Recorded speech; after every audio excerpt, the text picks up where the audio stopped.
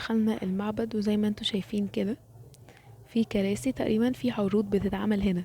المعبد يا جماعة هو عبارة عن جزيرة في النيل زي ما قلت لكم.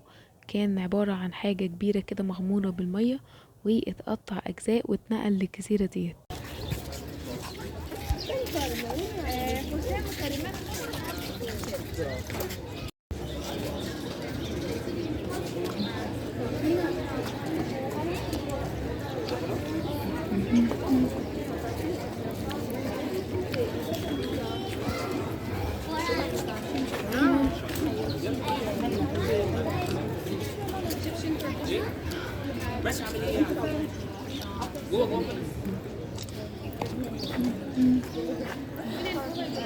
هناك دول صينيين بيتكلموا مسلم. في حمام فوق. ها؟ مسك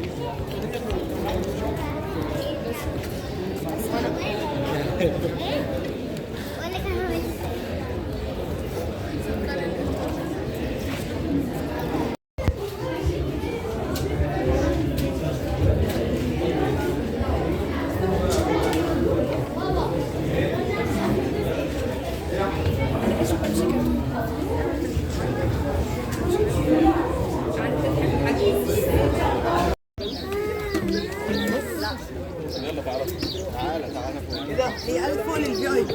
احنا في اي بي.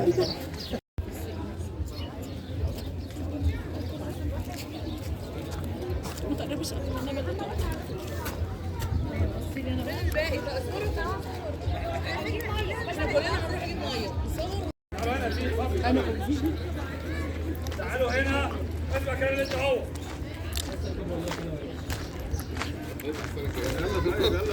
يلا بص هنمشي على الباص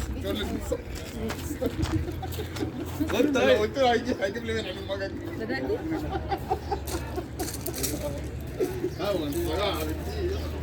انا ما اتصورتش بالبداية. صورها يا اسطى خلينا نمشي. هم هيتصوروا خلاص يا عم. انا خلاص اللي بتصور في الشباك. ايه رأيكم يا جماعة في المعبد؟ اوه جيب ريفيو.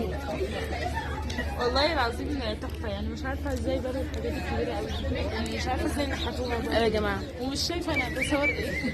مش شايفة. واخدين يا جماعة من اول بصوا لغاية فوق عالي قوي.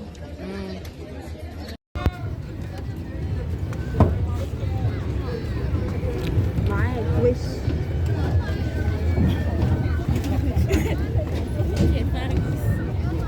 واحب الكدابين ما تروحش تبيع المية في حرب السقايين. على مين على مين على مين على مين يا سيدي على مين على مين. بعد كده روحنا اتغدينا. الغدا بتاعنا النهاردة كان عبارة عن رز وفراخ وسلطة وبطاطس وزازة مية وعصير. الأكل كان نوعا ما كويس. بصوا يا جماعة، ده العشاء بدهولنا كده، ما بناكلهوش. بيبقى فيه مية وجبنة وحلاوة وعلبة زبادي وعيش ومربى. بيبقى فيه كمان معلقة صغيرة اهي،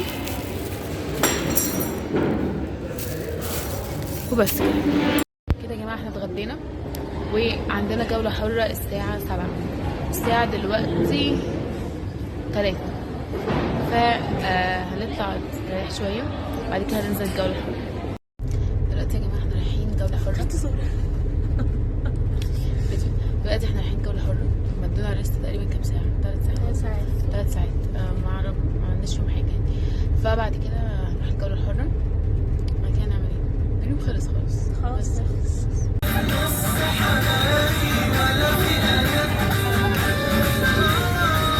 وبعد كده رحنا السوق، والشوارع بتاعتهم يا جماعة تحفة تحفة تحفة. بصوا متزينة ازاي. الشوارع بجد حلوة يا جماعة بنشم ريحة البخور. احنا شم ريحة ايه؟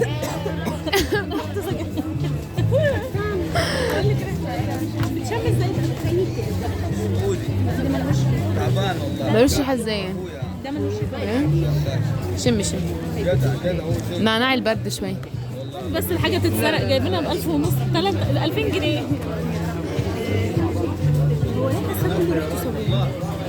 طب بقول لك يا بنتي انا هاي لازم اقولها الاول. هاي. النهارده يا جماعه لقينا حاجه غريبه جدا جدا جدا في اسوان، قلنا لازم نجربها ونشاركها معاكم. طب ما سالتش الراجل اسمها ايه؟ ما عرفناش اسمها. لا هي قالت لي، ما اعرفش المعلومات صح ولا لا. نبات او حاجه زي كده، والله سمعت حاجه عسل. انت قلتي عسل ايه؟ هو بيبقى عسل بيكرملوه زي السكر العادي، وبعدين بعد كده بيصبوه في قوالب ويسيبوه ينشف، فالمفروض بيطلع كده. وريني شكله كده. تمام. يا جماعه ده شكله عامل شبه كون الايس كريم بس من غير ايس كريم. ايوه. فاحنا بقى سو غريب. انا كنت مفكراه في الاول حجر. انا كنت يعني فاكراه، استحاله افكر ان دي حاجه بتتاكل اصلا. يعني متخيلتي، بس طلع بقى بيتقرقش بقى دوقي الاول كده. دوقي ما ايه الأول. بس انا ما بحبش الحاجات المسكره، بس ادوق عشان خاطر ايه هي هتبدا بيها فقر التجارب. عشان لو طلعت وحشه ما اكلهاش.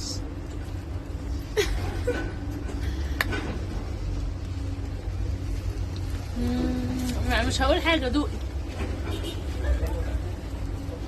جامده قوي.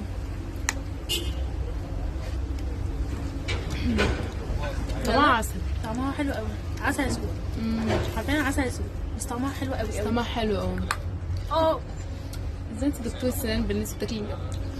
هي بس مشكلتها جامده قوي شويه،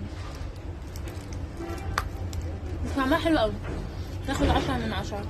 هي الدرجه أسوان كلها تاخد 10 من 10. انا يا جماعه اديها 6 من 10. ليه؟ طعمها حلو قوي. انا اديها 6 من 10. لا اديها 10 من 10 زي مسكره قوي. ايوه ماشي، ما هي عسل، عسل اسود.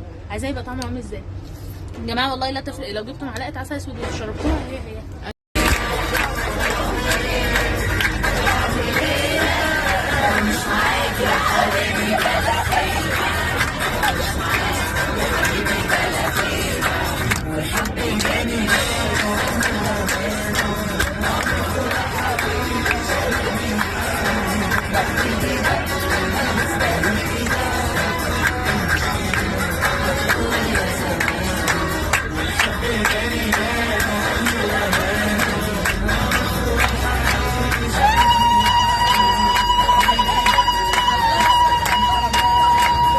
وبس كده، اشوفكم الفيديو الجاي.